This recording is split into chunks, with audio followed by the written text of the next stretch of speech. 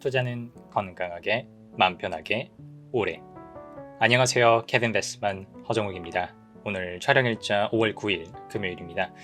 풍원정밀이라고 하는 회사, 아마 아시는 분들은 아실 겁니다. OLED에 들어가는 그 파인 메탈 마스크 FMM을 생산하는 그런 기업으로 저도 알고 있는데, 사실 뭐 투자한 적도 없고 앞으로 투자할 생각이 없기는 하지만, 이 회사가 최근에 되게 특이한 구조의 자금 조달을 발표를 했습니다. 그래서 그 구조를 살펴보면서 두 가지 택틱을 썼는데, 저는 문득 그런 질문이 들었어요. 왜 굳이 하나로 자금을 몰지 않았지? 왜 굳이 어느 한쪽에다가 뭐 40억, 어느 한쪽에다가 10억 이렇게 자금 조달을 했지? 하는 그런 의문이 좀 들더라고요. 그래서 여러분들과 함께 재무적인 시각 한번 나눠보도록 하겠습니다. 화면 돌아가시죠. 사실 최초 공시는 5월 7일 날 났던 걸로 제가 기억을 합니다. 근데 뭐 캡처를 한 게 이제 5월 8일 기재정정으로 났고요. 회사가 이번에 전환사채를 발행하고 또 동시에 유상증자도 발표를 했습니다. 그래서 보통 전환사채 발행하는 것도 그렇게 좋지는 않은 공시고, 유상증자를 하는 것도 주주들이 웬만하면 그렇게 좋게 받아들이지 않다 보니까 이거 무조건 나쁘게 봐야 되는 건가, 뭐 이런 생각도 해보실 수도 있을 것 같아요. 다만 우리가 좋은지 나쁜지 제대로 판단을 해보려면은 저 전환사채 구조가 어떻게 되느냐, 유상증자의 구조가 어떻게 되느냐 하는 거를 구체적으로 좀 스터디 해봐야 되겠죠. 먼저 전환사채부터 보여드리겠습니다. 이번에 40억 규모 자금을 조달을 하고요. 시설자금은 30억, 운영자금은 10억 요 정도 들어가는 거고, 표면이자율, 만기이자율, 표면이자율 같은 경우는 0%. 근데 만약에 만기 때까지 뭐 전환권을 행사할 수가 없는 상황이 된다 그러면은 만기 때 연 2% 정도 내가 보장을 해줄게 하는 조건을 회사에서 내걸었고요. 만기일이 2030년으로 꽤 깁니다. 한 5년 정도 되는 만기 5년짜리의 전환사채라고 보시면 되겠습니다. 우리 전환사채 분석할 때는 항상 그 전환 가액이 어떻게 되느냐, 한 주당 얼마 전환받아갈 수 있느냐가 가장 중요하다고 말씀을 드렸죠. 그게 이제 풍원정밀의 기존 주주분들 입장에서는 내 주식이 어느 정도 희석이 될 수 있는가를 결정을 해버리기 때문에, 전환가액 같은 경우는 한 12,200원 정도가 됩니다. 촬영하는 날짜 기준으로 지금 주가가 그렇게 나쁜 상황은 아니어가지고 한 13,000원대 머물고 있으니까 기준 주가랑 그렇게 크게 차이가 나는 금액은 아닌 것 같아서 이거 가지고 제가 왈가왈부할 필요는 없을 것 같고요. 전환권이 행사가 되면 주식수는 한 32만 7천 주 정도가 늘어나게 되고요. 기존의 발행 주식 총수 대비해서는 1.3% 정도 나오니까 그렇게 많이 주식이 희석이 되는 경우는 아니라고 보셔도 되겠습니다. 지금 당장 전환 청구가 가능한 거는 아닙니다. 내년 5월부터 가능하다 보니까 여러분들이 적어도 앞으로 1년 동안은 이거 전환 때문에 오버항이 나온다 이런 걱정은 안 하셔도 되겠다라는 말씀 전달해 드리고요. 다만 좀 신경 쓰셔야 되는 게 뭐냐면, 시가 하락에 따른 리픽싱 조항이 들어가 있습니다. 여러분들 이건 제가 다시 한번 강조를 드릴게요. 지금은 전환가액이 아까 12,000원 정도였나요? 그렇게 정해져 있어도 주가가 계속해서 하락할 수도 있단 말이죠. 그런 리스크는 분명히 가지고 있습니다. 그럼 주가가 하락할 때 전환사채 투자자 입장에서는 내가 12,000원에 전환받아갈 수 있는데 주가가 7,000원, 8,000원 막 이런 식으로 떨어져요. 그럼 전환권을 행사할 유인이 없어지잖아요. 그렇게 되면 나중에 만기까지 가서 결국에는 상환을 요청해야 되는 상황들이 발생을 하죠. 이렇게 되면 회사 입장에서도 안 좋고, 전환사채 투자한 투자자 입장에서도 사실상 실패한 투자가 돼버립니다.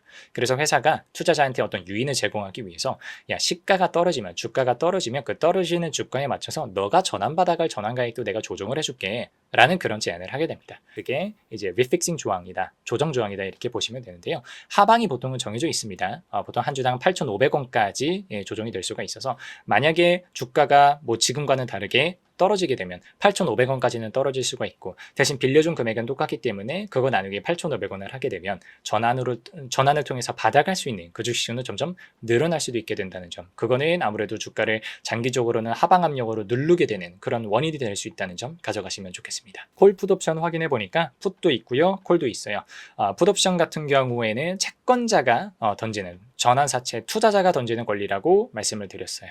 그러니까 만기가 5년이었는데 그 5년이 되지 않더라도 어떤 일정 조건이 충족이 되면은 투자자가 나 더 이상 너한테 돈 못 빌려주겠어, 그냥 갚아줘 할 수도 있는 권리를 우리 풋옵션이다 라고 말씀을 드렸고, 콜옵션 같은 경우는 반대로 발행회사가 행사할 수 있는 권리라고 말씀을 드렸습니다. 발행회사가 생각해보니까 나 너한테 더 이상 돈 빌릴 필요가 없을 것 같아, 그러니까 나 미리 갚아줄게, 전환하지마, 이런 식으로 그냥 조기 상환을 해버릴 수 있는 권리를 우리가 콜옵션이라고 한다 이렇게 말씀을 드리는데, 양쪽에 이 권리가 다 들어가 있습니다. 풋옵션도 들어가 있고요, 콜옵션도 들어가 있으니까 확인해 보시면 좋겠습니다. 자, 전환사채와 관련된 분석은 여기까지 드리고요. 이제 유상증자 관련된 걸 찾아볼 건데, 유상증자가 조금 특이합니다. 유상증자가 보통 주를 이번에 발행하는 게 아닙니다. 기타 주식을 82,000주 정도 발행을 하고요. 이번에 유상증자로 조달하는 금액은 한 10억 정도밖에 안 됩니다. 그럼 이런 생각이 드실 거예요. 보통주 말고 기타 주식이 뭐냐? 라고 하면 전환 우선주라고 하는 거를 발행을 합니다.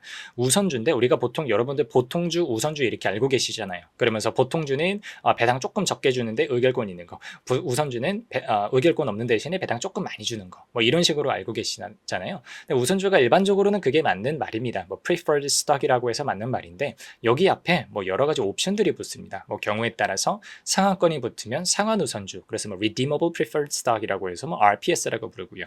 전환을 할 수 있는 우선주에서 보통주로 전환할 수 있는 권리가 붙으면 전환 우선주 CPS Convertible Preferred Stock 이렇게 표현을 하는데 이번에 풍원정밀이 발행하는 주식은 전환 우선주 CPS입니다.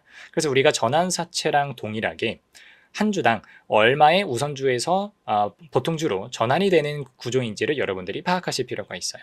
그래서 전환가액은 사실은 전환사채랑 똑같습니다. 12,000원 정도의 전환이 가능하고요. 발행되는 규모가 전환사채에 비해서는 그렇게 크지는 않기 때문에 역시 희석률은 그렇게 높지는 않습니다. 전환 청구 기간도 똑같습니다. 2026년도부터 전환이 가능하고요. 오른쪽에 읽어보시면 이게 시가 하락했다는 리픽싱 조항을 넣어놨더라고요. 그래서 이제 전환사채냐 아니면 전환 우선주냐, 그 사채냐 우선주냐의 구조만 다르고 기본적으로 뭐 전환가액, 전환할 수 있는 시기, 뭐 주식가치, 희석률 이런 것들 다 똑같다고, 비율적으로 똑같다고 이해해 주시면 될 것 같아요. 그래서 제가 갑자기 궁금했던 게 그래? 그럼 전환사채 투자자랑 전환 우선주 투자자랑 다른 놈이야? 하는 거를 제가 찾아봤는데 전환사채 투자자랑 전환 우선주 투자자랑 똑같아요. 둘 다 AOA 빌랑스 포르토스 투자조합 제2호 이 똑같이 들어오거든요. 그러니까 같은 투자자가 전체 50억이라는 금액을 나눠서 전환사채로 40억을 태우고요.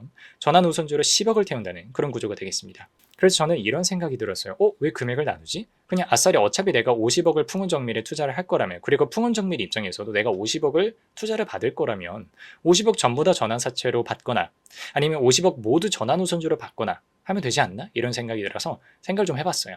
가지 옵션들이 있습니다. 그 중에서 대표적인 거를 좀 말씀을 드려보면 만약에 50억 전부를 전환사채로 투자를 받는다고 했을 때 어떤 단점이 있을까를 생각을 해보면요. CB, 그러니까 전환사채는 기본적으로 부채로 들어갑니다. CPS 전환우선주는 물론 우리가 회계적으로는 조금 전환권과 프리퍼런스 스톡을 나눠서 처리하고 막 그런 게 있는데 전환우선주 자체는 우선주이기 때문에 자본이에요. 그래서 만약에 50억을 전부 다 전환사채로 발행하게 되면 그 10억이라고 하는 그렇게 크지 않은 차이기는 하지만 부채가 나눠서 투자를 받았을 때보다 좀 더 많이 증가하게 됩니다. 그러니까 회사는 전환우선주로 투자받는 금액을 10억이라도 배정을 해서 부채 비율이 올라가는 것을 조금 방지하려고 했던 게 아닌가 하는 생각이 들고요. 또 반대로 만약에 50억 전부 어차피 그럼 부채 비율 차원에서 굉장히 기분이 좋은 전환우선주로 50억을 전부 다 투자받으면 어떻겠습니까? 하고 물어보실 수도 있죠. 근데 전환사채를 발행을 하게 되면 이자 비용이 발생을 하죠. 그 이자 비용이 금융 비용으로 들어가기 때문에 세금 공제 효과가 있습니다. 세전이익 위에서 빠지는 금액이기 때문에.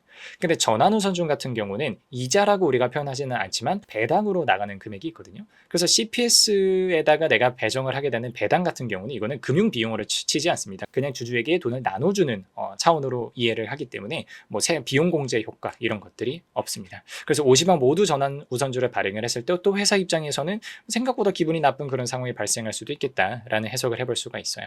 그래서 우리가 합쳐보면 회사는 전환사채의 장점 그리고 전환우선주의 장점을 그리고 적절히 좀 섞어서 누리고 싶었던 것 같아요. 물론 그만큼 이제 어떤 특정 효과의 정도는 좀 희석이 되겠지만 양쪽을 그래서 40억 대 10억으로 나누지 않았나 이런 생각들을 해보게 됩니다. 오늘은 풍원정밀을 제가 비즈니스 모델이라든가 회사의 산업의 경쟁력을 분석하지는 않았습니다. 저도 그렇게 자세하게 아는 회사는 아니에요. 제가 아무래도 관심이 없는 쪽의 섹터다 보니까. 다만 이 회사가 이번에 자금을 조달한 구조가 조금 특이한 구석이 있었죠. 전환사채와 전환우선주를 동시에 발행을 하는 특이한 구조를 가지고 있었는데 전환사채로 40억, 전환우선주로 10억을 발행했단 말이죠. 근데 양쪽에 보니까 전환가액이 똑같고 투자자도 똑같아요. 왜 그랬을까라고 보니까 전환사채의 장단점이 있었고 전환우선주의 장단점이 있었습니다. 양쪽을 겸비해서 좀 유연하게 재무 운용을 하고 싶어서 이렇게 두 가지를 나눠서 발행을 했고 또 투자자 입장에서도 그렇게 나눠서 투자를 한 것이 아닌가 하는 제 개인적인 분석을 드려봤습니다. 오늘 영상이 여러분들께 도움이 되었기를 바라고요. 여기까지 하겠습니다. 감사합니다.